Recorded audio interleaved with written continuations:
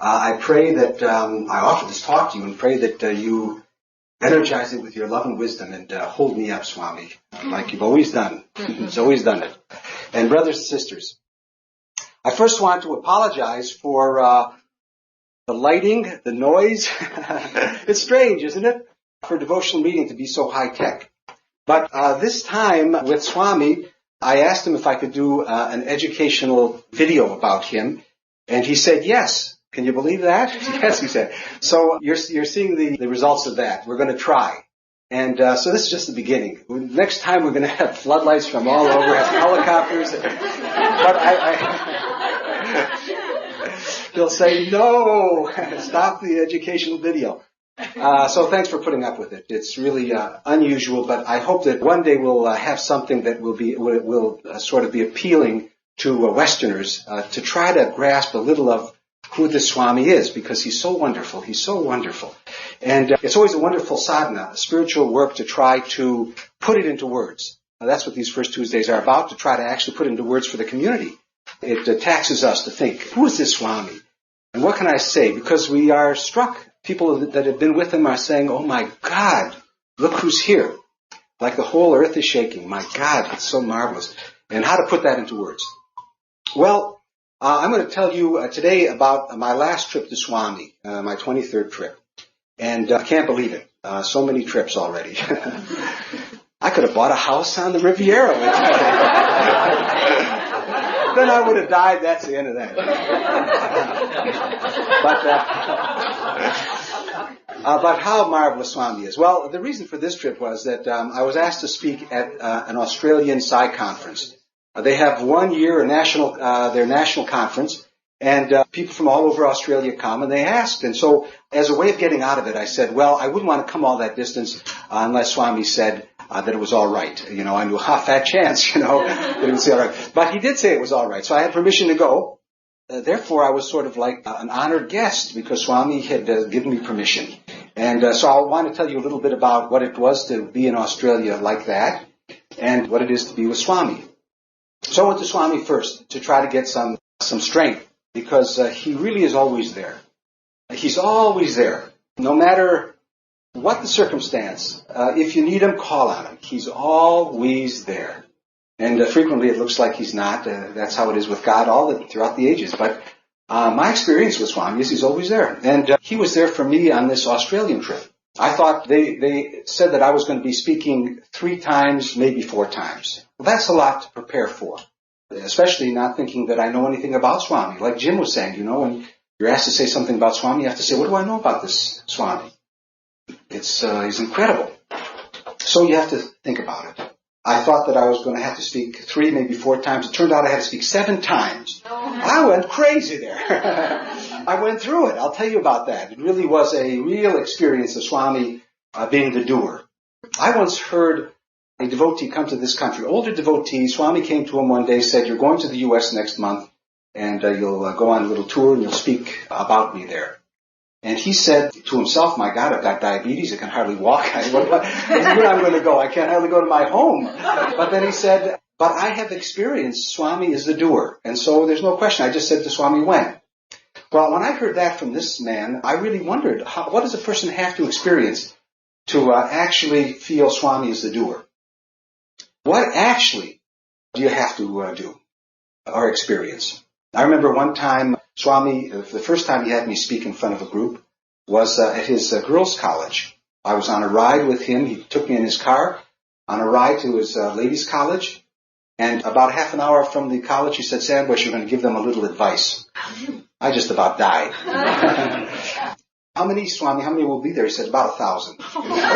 So I just started sweating in the sand, And I said, well, it'll give me a chance at least to see if Swami is a doer. Because then I was less experienced than now. I've spoken a lot. You've heard me here a lot, So I got up there and I was really frightened and my legs were really watery and I just was like, and I didn't feel him come through me, I gave a little talk on how important it is to hold on to him. But I didn't think he came. I opened my mouth, okay, Swami, but no. I managed to say, follow the Father. Have you ever heard this? Follow the Father, face the devil, fight to the end, and finish the race. This is what Swami said, the 4 F's. follow the Father, fight the devil, fight to the end, and finish the race. So that's what we have to do. And I thought that that's what I was going to have to do in Australia. But I came to Swami for sustenance and support and to just bask in his great radiance. You know, there's something extraordinary about this Swami.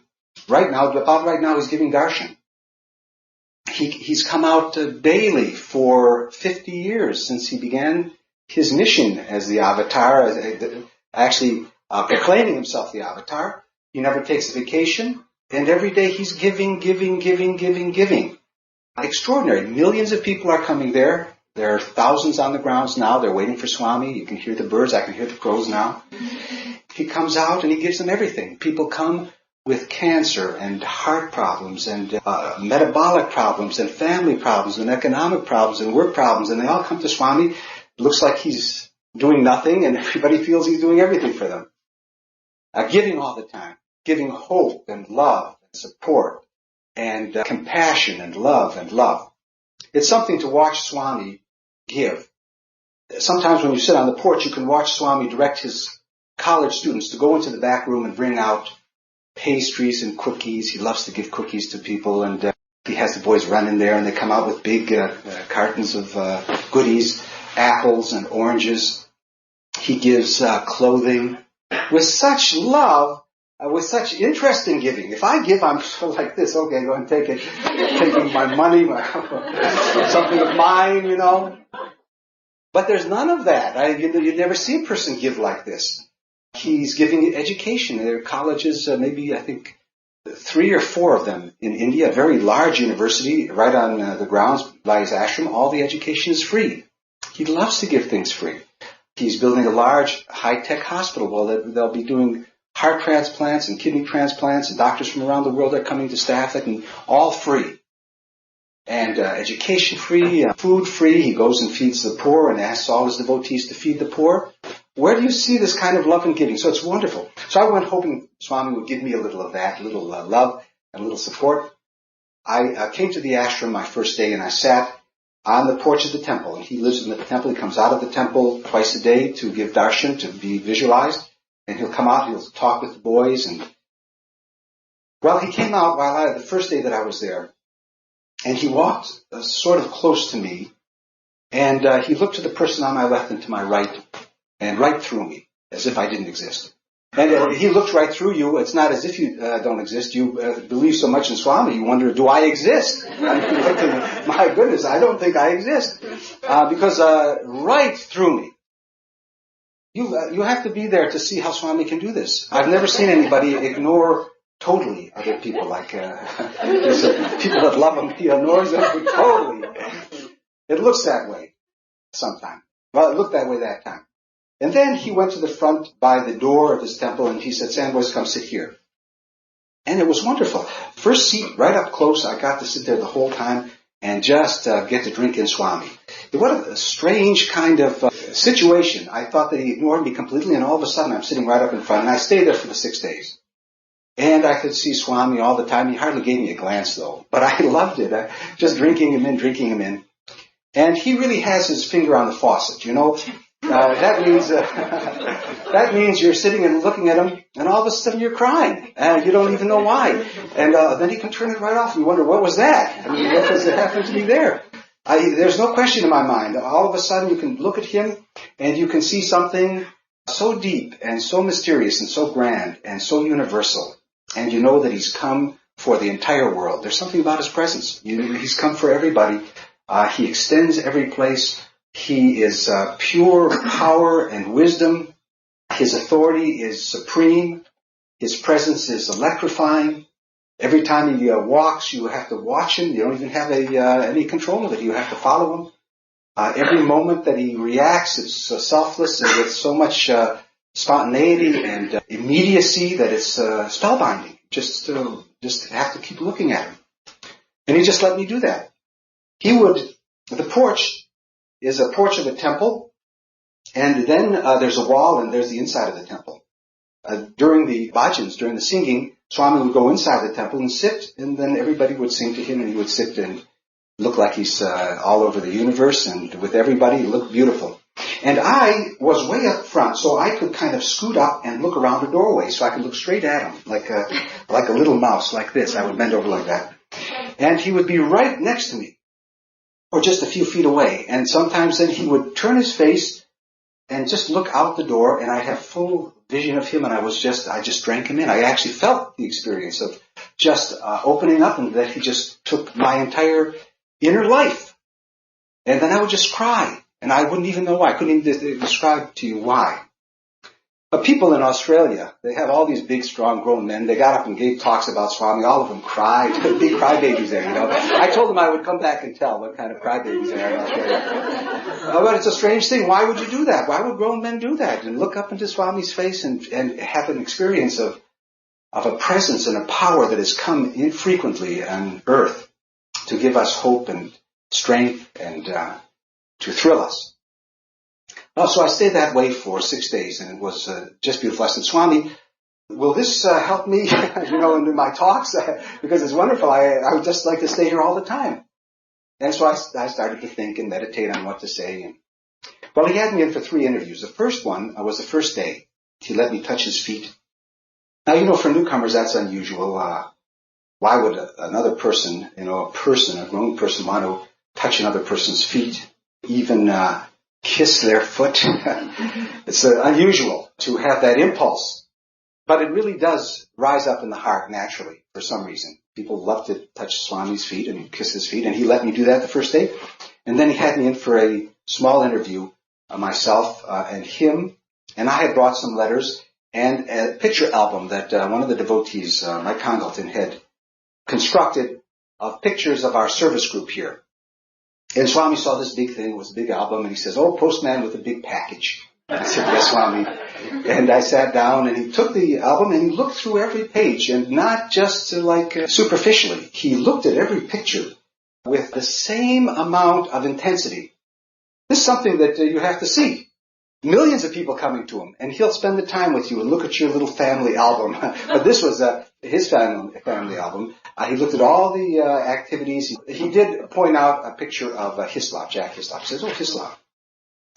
And then the interview was over. He just looked through it and gave lots of attention to the service activities. Jim told you that he's always serving people, having his devotees serve, and gives lots of energy to people who would like to serve and are trying to serve.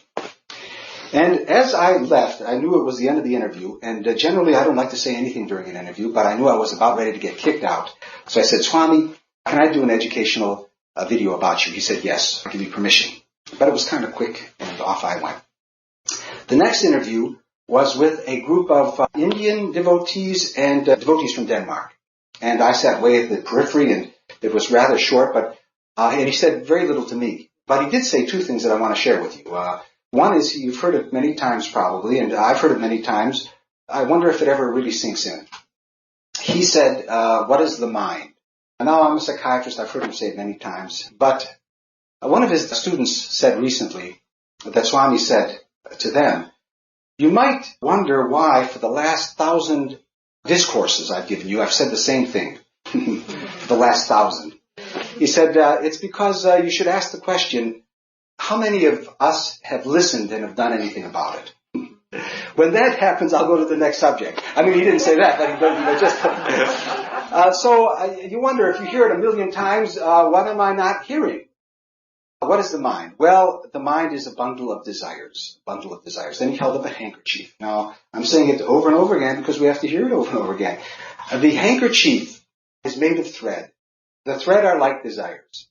And if you detach from desire, the threads leave and the handkerchief disappears.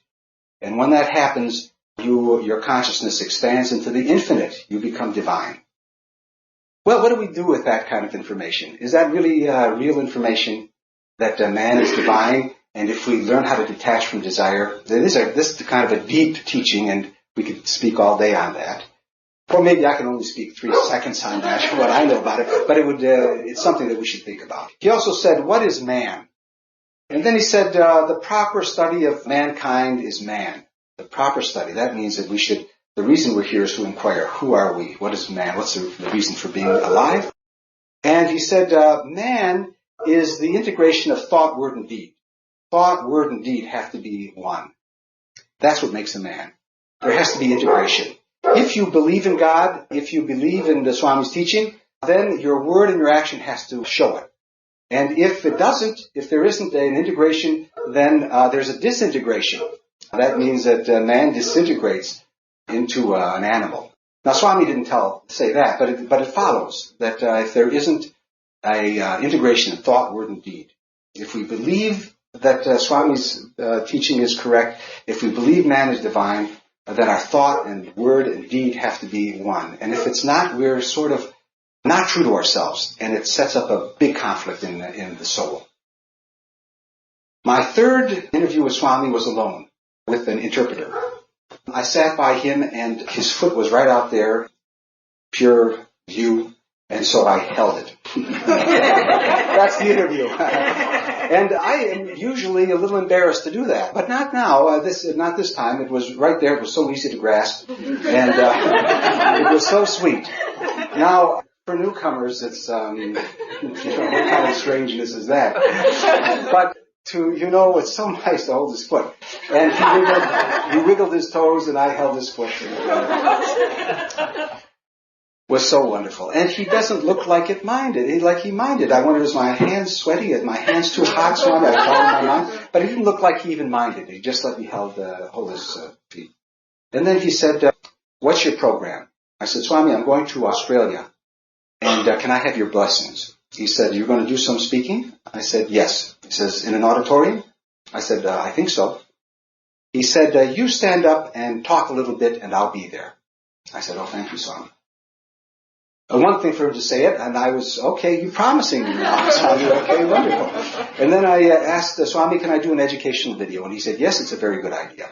And he spent more time with me. And I said, can I work with this person, that person, this person? He says, yes, a very, very good idea, and I give you permission. So that's why there's blinding lights and all the high tech. Perhaps one day we'll have something that will do justice to Swami as an introduction and as an educational video. So I had the 3 lovely personal contacts with Swami, and then I set myself to thinking. I had a lot of time to think. With Swami there all the time, right next to Swami, and it was like a beautiful place to think and to contemplate. And Swami says that a real person, a real human being, should have gratitude. A gratitude for many reasons. One, he should be grateful to God for giving him life, for his parents for giving him physical body, and for the teacher for giving wisdom. So I was thinking, well, I know how grateful I am to Swami, how wonderful Swami is, how much he gives my life, how he fills people with direction and meaning, and when they're in pain and suffering, how he's there for people. But I wonder, let me think through more deeply why I'm grateful that Swami's with us and what are the great gifts he's giving. So I sort of put myself to thinking about that. I thought, well, the first thing, Swami gives us a wonderful, wonderful wisdom, wonderful teaching. He tells us that we are not this small body. This is really wonderful. That we're infinite and that we are capable of rising above all suffering and limitation. Now that's really extraordinary. If we think about it right, if we understand it clearly, that we're capable of rising beyond birth and death, all suffering and grief. We're capable of tapping into infinite power. He said most people are interested in gaining strength from the physical body and from the psychological body, but very few people know they can tap right into the source of all sources, the divinity itself. And he tells us that we can do this and we can have everlasting life. We can be present, omniscient, and omnipotent. Now, that's really extraordinary message for us. And he says, wake up, wake up. You can do this. This is actually who you are. And it's important for you to understand this and gain confidence in it and go on the path. Well, this is a tremendous teaching for a psychiatrist who's interested in how do people find a little relief from psychological suffering, all the way to understanding that man is divine and is infinite in power. This extraordinary teaching. So that's first. Swami, thank you for letting us know that. It's a great help, a great source of confidence and for us to know that we have this power, this infinite power. Then, not only does he tell us with great conviction, he shows us by his example. Example after example after example of his unlimited form. He comes to us in so many ways. And on this trip I heard so many stories, and you'll hear so many stories. So many stories that we almost get numb by them because they're just coming like a torrent, like a great flowing river, that he's omnipresent and omnipotent and omniscient. It's extraordinary. I'll tell you just one quick one. This was told by a student to one of my friends who I was very close with this last trip. This friend was a yoga teacher who was teaching the students, and one of the students told him, and he says, listen to this one. This Kumar is the student's name, and his mother was living right close to the temple. And the mother became very ill one day, and it looked like she was dying, and she became unconscious and looked like she was dead. And Kumar was with her and then ran to Swami, but Swami was inside the temple. And so Kumar was a bhajan leader, and he took his place with the bhajan singers, the devotional singers. And the doctors ran, and when Swami came out of the temple during the bhajans, the doctors said, Swami, the mother, this woman, devotee, had died. And Swami looked like he said, it's all right. Went to sit in his chair and just received the bhajans. And Kumar's turn came. And Kumar sang to Swami, weeping to Swami, Swami, you're my mother, you're my father. I place all my hopes and prayers in you. And Swami immediately got up and went out. And Kumar couldn't see where he was going, but he went out and went to the apartment where the lady was. And the lady looked dead. And so Swami then materialized some ash and put it in her mouth, and she didn't look like she revived, and Swami gave instructions to the doctors to take her to the hospital. So they took her to the hospital, and Kumar thought for sure she was dead. And the people in the hospital said that night there was a breeze that came through the hospital and a very strong scent of jasmine, and the woman sat up immediately and asked for water, wanted to drink water. And in the morning, the doctors came to Swami and said, Swami, what is this? We've never seen such a thing. Swami said, well, what was the EKG before this event? And they said, here, Swami, is the EKG completely flat. No life whatsoever. And he said, what is the EKG now? He says, look, Swami, completely normal. So he said, yes, what do you think of that? He said, oh, Swami, you're so great. So Kumar came to Swami and said, Swami, thank you, you saved my mother. And Swami said, nobody can leave this place without me giving them the green light. Complete control of everything. Well, we hear stories like that time and time again. Oh, another one of the raising of the dead stories. Ho-hum, we have to pinch ourselves. But happening over and over and over. Not only does he tell us that we have this power and awakens us, how many of us really sense it deep down? We don't have much time left. And that we should be on our way. Try hard. Not try hard, do. We should do. And not only does he tell us, but he comes in front of us. I've seen him actually say this. You know why I'm here? I've come to show you this reality. Look, I'm every place at all times. Every place. I fill the entire universe and beyond. I'm beyond all time and space. How can you understand this? And then he would materialize. How can the mind understand this? I'm every place with all power. And I am the same as you are. This is who you are. Why are you playing around with small little goals? Why not go for the main goal? That's the second thing. Swami, thank you for this. Constant flow. Then the third, he tells us the path. He tells us, he's here to show us that it's real, and he tells us the path. And he says it takes a major transformation in the way that we relate to reality. Most of us relate through the senses to the outer world and think that it's so important to have our desires and our needs, like the physical and psychological and social needs, filled. And those are important, but they're not that important. They're important, but not that important. What's needed is a transformation in the view. The view has to be turned to God, and we have to develop a relationship with God, and He's actually there. And if we do turn our vision to Him with confidence, He will show Himself to us, and our spiritual path will be on its way. We'll be energized by the relationship. We will have love for divinity. We'll experience divinity's love for us, and it's our duty to transform that love into protecting the values and giving service. Now, this is in general, Swami's. It's a major transformation from a selfish orientation to selfless, and to actually go about doing it. So not only does he tell us the path, but then he gives us the relationship. He says, if you direct yourself to me, I will constantly infuse you with this love and the confidence to go on the path. And he gives us, he tells us, do it, focus on me, or me in the form of that you're most familiar with in your own religions. He doesn't even ask you to follow him. but through knowing him, increase the intensity of the search. So he gives us the relationship. Not only tells us how to do it, he gives us the relationship and promises. And not only that, these are extraordinary gifts that he's come to give us. Not only that, then he gives us his values. And this is something special. The world is in such a bad shape.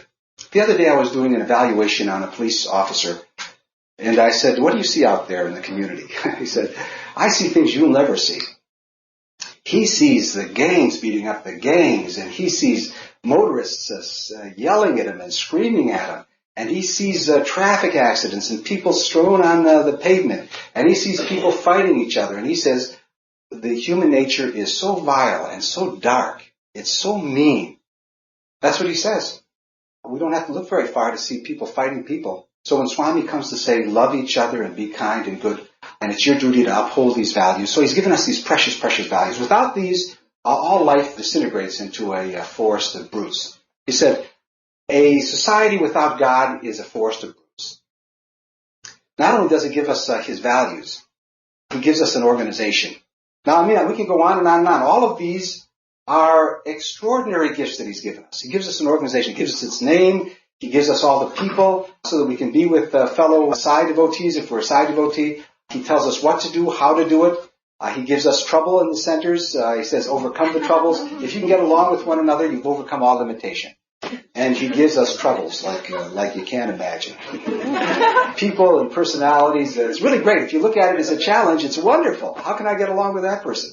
Tremendous. And he says, if you learn how to do it, you've overcome everything. If you learn to get along like a family, and I'm going to give you brothers and sisters that you can't tolerate, and get along with them. And if you can learn to do that and overcome your personality, because your personality, you can't imagine how small it is. It means almost nothing. But if you learn to get along with each other, and I'm not going to make it easy on you, everything will be given to you. Everything. Well, these are gift after gift after gift. It's just so marvelous what he's. If we could contemplate and understand that he's giving it, and if we hold ourselves close to him and get the constant feeding from all this wonderful energy from Swami, it just energizes us. My last day at the ashram before I had to go to Australia, Swami had left from Prashanti Nilayam to Vrindavan, which is his ashram about 12 miles outside of Bangalore. And in the morning, it was beautiful darshan. We sat outside his home, which is like a lotus in design, very quiet, very peaceful, large lawns, very cool and beautiful. Swami has once told me not to speak with anybody. One time he came out of the Lotus House. I'd been speaking to my brother on one trip, and he came out and he passed me and said, Sandboy, you've been talking. I mean, he was in his house, and I said, yes, Swami. And then he paused a second and he said, you've been talking for 30 minutes. So now anytime a person wants to chat with me, I say, Swami scolded me. That's enough. They leave me alone. But next to me was temptation. Next to me was the Indian ambassador to Holland and Luxembourg. Now I was sitting in meditation thinking about these wonderful gifts that Swami had given, thinking deeply. And somebody had come up to me because they said, who are you? One of the Seva dolls that kicks people out if they're not supposed to be there. And I just came on and I says, my name is Sandweiss. He said, Sandweiss. And he didn't know who I am. So the guy next to me said he wrote a book. So who was this fellow next to me? He was the ambassador to Holland and Luxembourg, and he said that the book was very nice, and I'd like to ask you some questions and talk with a little bit. I says, well, Swami says not to talk. So he says, let me ask you this question. Then, he said, I can't talk to anybody about Swami. I'm at my office in Europe, and I can't tell anybody about Swami. All day long I have to act as if I can't talk about him. I want to talk to people about Swami. Very mature-looking guy, and all of a sudden we're just giggling like little children. Oh, Swami's so great and wonderful. And he said, I love talking about Swami like this. So, and I said, I shouldn't be talking. But it was nice to talk, and he said, shouldn't it be possible for intelligent people to be able to talk about Swami? Shouldn't I be able to find a way in my work to talk to people and find some way of talking about Swami? And I said, you'd think that would be true, wouldn't you? You'd think that people would be interested. Here's somebody who's showing so clearly all this power and glory and love. Without any doubt, scientists should see that this isn't just an abstract thought, that here's somebody that's changing the world. He said, but for the world of me, I don't know how to talk about him. And every time I do, I put my foot in my mouth. I said, I've tried 20 years to talk to people about Swami, and I find the same thing. And I've written 2 books. I mean, this shows my interest. I've had an interest to share it. But I've come to the conclusion that you can't tell anybody about Swami. I was taking that kind of a view. He said, no, you must be able to. I said, but I know people that my brother, for instance, I've come 6 times with him. Swami has given him all kinds of beautiful gifts, and he's a bright, intelligent man, and I've spent hours and hours and hours talking to him about it, and he just thinks that Swami is a nice person. I mean, I don't know how I don't think, even though it's so obvious to us, I hear somebody transforms himself into Jesus, into Krishna, into Shiva, and materializing objects all over the place. People are seeing him all over the world. He's saying the deepest wisdom of all these scriptures all over the world. He knows everybody in front of him. I mean, on and on and on. And it's just a small group of people that know about him. I think that Swami has something to do with this. You'd think that wise or intelligent people could talk about him. He said, you'd think that. But so we went on like that, and finally we both scratched our heads. Maybe you can't, as obvious as it looks, maybe you just can't tell. Maybe the people that actually come to Swami, it's pure grace. I've come to the conclusion it's pure grace. We take it for granted, hey, there really is something unusual going on. It looks so obvious to us, but you can't imagine. Of course, we can imagine how people can hear it, and it makes no difference whatsoever. Absolutely no difference. I still can't believe it, but it's one of those phenomena. I cannot believe it. I think if you come to Swami, if you begin to have a little urge to hear about him, or if you go away from him, it's in his hands. I think that he's complete charge. It's one of those things, who's the doer actually anyways? I remember the first time I went to see Swami. I went to Bombay, this is almost 20 years ago, and I thought I was going to be seeing Swami at a stadium. And I was way at some kind of distant place on the outskirts of Bombay, which is a very large city. It's no small city. And as I'm leaving, I think I'm going to go see Swami, a very important personage. I wanted to see him. I was interested in him. I didn't know much about him. I wasn't devoted to him. But as I'm leaving this small little apartment, he comes into this apartment. And my scientific brain said, my God, that is a very unusual coincidence. I can't believe it. I'm going to see him there, and the day that I'm here and he passes me right where I'm coming out of this apartment, then you begin to wonder who's the doer. Who's seeing who, and who's brought who, and who's in charge of what. You begin to think such things. Extraordinary. So, this friend of mine, we became children together, the ambassador to Belgium, or to Holland and Luxembourg. When you go there to see him, you'll talk to him a little bit. He needs to be talking to him. He needs to talk to somebody about Swami, really. He wants to talk so badly. The last meeting with Swami was very special. It was at night. I was going to be leaving an 8 o'clock plane. And I figured I was going to leave Swami at 6:30 to get to the airport. And we were all sitting outside the Lotus House, and Swami invited people in, and his students were going to sing to him, and he was going to give a discourse. So as people started to go into the Lotus House, Swami sort of was right near me, so I just couldn't walk away from him. I just went like that to Swami and just looked at him because he's so marvelous, Really, he's so marvelous to watch. You look at him, and you can't stop looking. It's not as if he's absent ever, or that there's not anything moving in him. There's so much energy, and there's so much vitality. He's so attractive. So I was just held there. And then most of the people went into the Lotus House, and I started to file in, and then Swami sort of just walked onto the lawn, and I just sort of was held by him. And then by the time everybody got into the house, I couldn't get into the house. Swami just went into the house, and I was out on the steps. I wasn't in the house. And I said, Swami, my last day here, I can't even see you very well. Just from afar I can see you, I felt very sad. I said, by now I know you place everybody where they're supposed to be. I know I have to. So I kind of was sad. I strained while Swami was talking. He was talking about Rama, and about how Rama was the epitome and the example of Dharma, of right action, how wonderful everything he did. He gave us a teaching on how to relate to one another with love and care, and with respect and with love. And he was talking on and on and on, and I was looking at my watch, and it got to be 6:30. I said, I have to leave. I was really torn. So I said 5 more minutes, and so it was 6:35. I said, 5 more minutes. I couldn't pull myself away. Then it was 6:45, and I knew I had to go. And I started to get up, and then I recognized, I said, my God, if I was inside, I'd have to get up when Swami is talking. And I could never bear it. I would never have been able to bear it, to get up when Swami was talking and leave. And I was right at the end, and I got up and I said, there was such warmth. Here I was at the end of the row. There was such warmth in my heart. I knew he'd let me not interrupt him. I said, Swami. It was really a remarkable feeling. It means nothing to you, I know. But for me, it was extraordinary. How wonderful it was to be left out, it would have killed me to get up and say goodbye, Swami, and in the middle of his discourse. So off I went. Then I was with myself. That's the hardest sometimes, being with yourself and being worried. And I got into Madras, and then I was going to go from Madras to Kuala Lumpur. And then from Kuala Lumpur to Melbourne. In Kuala Lumpur, I got up early in the morning to go to Melbourne.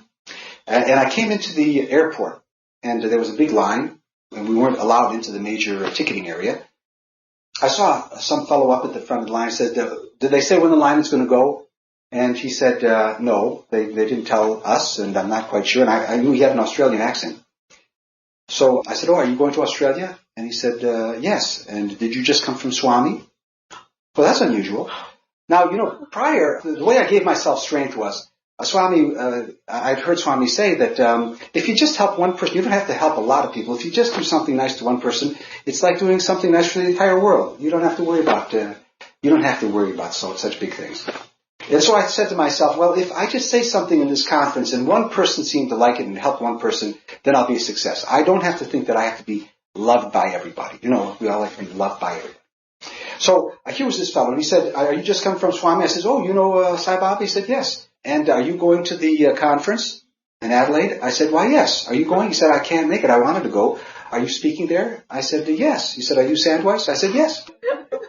Then we got in and we got ticketed, and we sat down and talked a little bit. And I just said, like a Sakai, and he was talking. And at the end, he said, what a wonderful meeting, and you've helped me so much. I said, and off he went. And I says, I've already done it. One person, I've helped. He felt nice by the contact. So I said, well, I should pack my bags and go home now. I've done it. It was a good feeling, actually. I thought before I even landed in Australia that Swami gave me this feeling that no matter what happened now. Well, so now it's really something to go to another country as sort of been given permission by Swami. They treat you so nicely. I landed in Adelaide, and Ken Soman and Graham Lake, two lovely Sai devotees, picked me up. They were so nice to me, so caring. They knew I was a little worried. They were so supportive. They were so nice to me. They took me to their homes, fed me food. Everything was so sweet with me. It was lovely. And they treated me like an honored guest. Well, I'm giving instruction to my family to treat me that well. Got spoiled. And then that evening I stayed over at somebody's home, Graham Lake, who had a nice home at the outskirts of Adelaide, and we were going to go next day to the campgrounds. And that night Howard and Iris Murfitt also came. And so I got a chance to see my good friends, Howard and Iris Murfitt. And they were going to be speaking, and and I know Howard pretty well, and it was wonderful to have that reunion again. Now, the first time I ever went to see Swami was 19 years ago, and I had Howard's book, and I wondered who this fellow is, this journalist who was with the British Army. I believe he was with the British Army. That was his background in writing. So that's who he is, because he did such a wonderful book on Swami. I remember saying that 19 years ago. Here's 19 years later, and now we're good old buddies. That's how time, you never know, time just passes so quick, And we were going to be on the same stage together, and we were going to talk together, and we had a wonderful time. Now, Howard, 80-some years old, and his eyesight is failing, and so Iris had to help him. When his eyesight started to fail, he got very depressed because it's, that's a big thing to have taken from you. All of us have to face it. We just cannot believe it that the body does melt away, and that we all have to face the weakness of it. and the loss of loved ones and the loss of our bodies. And we cannot believe that's what happens. But it happens. And Swami says throughout it all, don't worry and do not fear death. Howard went to Swami when he was feeling sad and his eyesight was going. And Swami said, Howard, you'll write another book about me. And Howard said, but I can't see. I can't do the proofreading and all. And Swami says, you'll do it. Iris said, I'll help. And Swami said, Howard doesn't need any help to write about Swami. And this filled him with such love. So he said, I've got 27 chapters done. He told me that, 27 chapters. And he was so happy. And here's a man, 83. Of course, you have to have a lot of courage. 83, and people want you to speak. And so he's willing to come at 83. Said, yes, I'll do what you want. He stands up. He can't prepare anymore with a pencil like he used to do. And he just speaks about Swami. He gave some lovely talks. He spoke on, would you be able to recognize the avatar if he came for dinner? Sweet talk. Would you be able to recognize omnipresence, omnipotence, and omniscience? Would you be able to recognize it? And then he talked about some of the wonderful experiences he had with Swami. We had a wonderful reunion. And that evening, prior to the conference, I was asked, the devotees are having a pre-conference bhajan. Would you speak there? I said, 3 + 1 is 4. I said, okay, I'm here. What am I going to, Swami, you said you were going to do it. So I went to speak to that. Ended up, I spoke 7 times. Really quite remarkable. I just watched it. After a while, I just watched it, really. The words came and I just did it. Beyond me, really. It was beyond me. So during this, though, was the first talk, and I was just sort of revving up, getting into my shape. I got through it. And after that, the harmonium player came up to me and said, when you were speaking, I saw Swami in back of you. And then he came out and sort of like peekaboo and smiled and played with the crowd, and then he went back. I said, I'm so happy. I thought, no matter how crazy these side devotees are, see Swami every place, I'm so happy. And then she said, and then it turned blue, and then it green, and then there were showers of it. I said, oh my God. Just saw so many things, I said, the weather seemed pretty fine where I was, but she, all these things that she had seen. At any rate, I took it. She actually was a pretty balanced person, and I took it. Even though all these, lightning was coming out of my shoulders and the stars were coming. So she did say Swami was there, and I felt good because I felt that he was going to help me. Here we were, 400 people at this beautiful campgrounds run by a Pentecostal group. Talk after talk from people all over Australia. There were about 400 to 450 people there, and lovely people. The mayor, one devotee is a mayor of a city, the other is a businessman, lawyers, doctors, and carpenters, and people who don't work, people who do work. And all came up, talk after talk of the great grace Swami had given. He had cured a brain tumor. He cured cancer. He came in a person's home. Vibhuti is coming all over the place. Pictures are changing. Story after story where you have to pinch yourself. And you have to say, my goodness, these are first-hand accounts of people who have had actual experience with Swami. When this age goes, you'll never hear it again. And now it's commonplace. You have to pinch yourself to realize these are actual first-hand accounts of people that have had extraordinary experiences. So it was like that. And I met all these people, and they were nice to me, honored guests, very sweet to me, very respectful to me. I got to sit with the kids. Kids were rowdy, so we talked about discipline. Discipline. I was once in an interview with Swami when he came in, and a lady was holding a little baby, and the baby started to cry. And Swami said, shh, discipline. And the kids stopped. And they stopped for the whole thing. Then Swami gave a little talk about how important discipline was. So there were a couple of rowdy people, and I said the same thing. Shh, discipline. But they didn't stop for me. I was too easy, I'm kind of a softie. But the group leader, who knew kids, said, listen, will you shut up? The fellow that ran this campground was a Pentecostal preacher. And we were there during Easter. And he gave the Easter service. And I think he must have thought it was unusual that this group, he didn't know who we were. Coming in, talking about God on earth, big picture of Swami. There were Hindus and Muslims and Christians and Jews and talking about Swami all the time, and we asked him to give the Easter service. He says, sure. And he gave a fiery service. He said, up there, fire Pentecostal, and a real strong service, and he was walking back and forth with a book, and he was back and forth, and everybody loved it in the audience. I just looked at the audience, and they were just loving it. They cried when Christ was on the cross. They smiled and laughed. Their hearts were open. It was amazing. I thought we were transforming this fellow. He's giving us a big talk, and everybody loved it. Imagine speaking to a group that you think is foreign. They love your sermon more than your own congregation. But it really was a sign of Swami's teaching of loving all religion, of course, loving Christ so much. And the love in the audience was remarkable. We got through 3 talks. One time I had to be I was on stage with Howard, and we sort of had a nice, easy talk between ourselves and the audience. It was so sweet. And it was so nice to be with Howard like that. I'm talking to Howard, talking about old times with Swami. I don't have any old times. The new times are better than the old times for me. Old times, I used to never see Swami. But the old times, Howard was with Swami all the time. And he gave wonderful stories, and we talked with the audience. It was so beautiful, such a sweet time.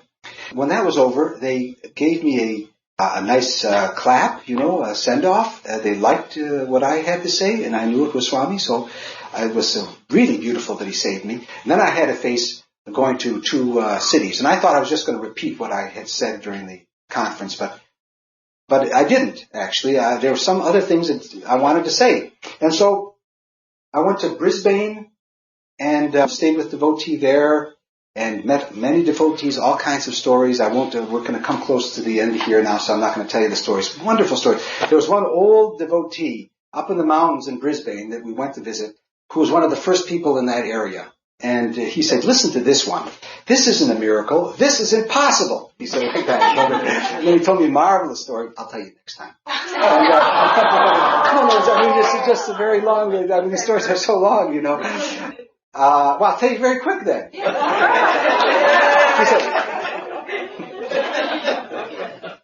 an old man and his wife, they were old, and they had just heard about Swami. They came to India. They were in Bangalore, and his wife started to sort of whimper, I want to see Sai Baba. I want to see. He says, I never heard her talk like that. I want to see. She wouldn't stop until they went to see Sai Baba. They went on to the ashram grounds, and he was in Vrindavan there. And Sai Baba came out and just looked at this man. They separated and just looked at this man. And this man wept and cried and wept. And he came to his wife and he said, you know what he did to me? He looked at me. And he just wept and wept and wept. So, you know what he did to me? He says, what? What did he do to you? He says, he looked at me. Oh. So then he said, now this one, you've got to listen. You've got to hear. He said, this isn't a miracle. This is impossible. He said he came the next day and he took a seat right in the front row during darshan. And there was a man who is as a beggar man, looked like a beggar man, as weak and as decrepit and as dirty as you could be. So the odor was terrible. And dirty like you could never imagine, and so skinny, and was wrapped in an old, tattered, dirty sheet of some sort. He said it was just terrible. And the Swami came out. He walked right up to this man. And this old man got up and he says, this is how Swami got down like this, right next to him. He said his leg wasn't even on the ground, just like this, and just came close to him. And he said, now you've come to Swami and I'll take care of everything for you. And he said, and this man sitting next to him could understand everything. He says, I know about your son and your worry about your son. Now you're with Swami. Place all your faith in Swami, and Swami will take care of everything. He'll take care of your son. And the problem, he went to list all the problems, and he said, put out your hands. And then Swami materialized a large quantity of ash that filled his hand up, whacked it across onto this man who's just covered with vibhuti. The man is telling the story. The man just was glowing, and then Swami left. So after darshan, the man talked to this old beggar man. He said, did you know Swami before? And they try to get some conversation going. The man said he gave a motion that he didn't know English. And then another person in the group said, I know this man. He's from a distant village, and he's walked here. It's come 7 days of walking to get here. And he came yesterday, and Swami didn't see him, but Swami came to him today. And this man doesn't even speak Telugu. He speaks a dialect from a distant place. Swami was talking to him in his native tongue. And the man said, how could that be? I mean, I'm sitting right next to him, and I hear clearly what he's saying in English. He said, that's not a miracle, that's impossible. He said, well, we've all heard miracles, they're all impossible. That's the definition of miracle. Anyways, he says, oh, Swami was so sweet. He said, I will now take care of everything. You're now mine, and I'm yours. Nothing more to fear. Just hold on. Everything will be taken care of. Well, I spoke in Brisbane, and then went to Sydney, and each time I had to speak 2 hours at a time. So you notice that I'm talking longer to you. I'm just winding down. 2 hours at a time until I was like this, like that. And then it finally ended, and I was done with the whole thing, 7 talks, and I felt so marvelous because I succeeded at it. I was able to say words. Words came out of my mouth. I seemed like I said things that people could understand. And I felt good about it. I felt in touch with Swami. And I knew he did it. You don't know he did it, but I know he did it. To be able to represent Swami and to see all these devotees coming, all the love that they have. I thought that I'd be nervous, but I would stand in front of devotees and they'd have such interest and love to hear about Swami that it just melted you. It was so wonderful. Be in the position where Swami is allowing you to go to his devotees who want to hear, and Swami gives you the power to be able to say something to them, and they love you and you love them. And then at the end you say, Swami, it was the most marvelous thing. There's a wonderful event going on in the world. How wonderful to see it. How wonderful to meet the thousands of people that are gathering, the millions of people that are gathering. And for you to give us a little chance to play a little bit of a role. Swami, really, it's so wonderful, so wonderful. Thank you, Swami. I pray that we all get energized in some way from this great avatar. Whether we direct ourselves to him or to our own religions, it makes a little difference. But the potency here is so great for us not to lose confidence and to hold on to this great avatar, because that relationship is so extraordinary. You can just get immersed in the relationship. It can swallow you. You can release into it. And when you do, there's a wonderful protection and great solace and great power. And I pray that it gives us this experience and lets us be of some service to one another and try to do good in this world, and that we see him as a doer. We open ourselves to him and he lets us be his instrument. Experience this greatness of Swami. Keep us close, Swami, and give us your love. Always, always keep us close to you and filled with your love. And Sai Ram.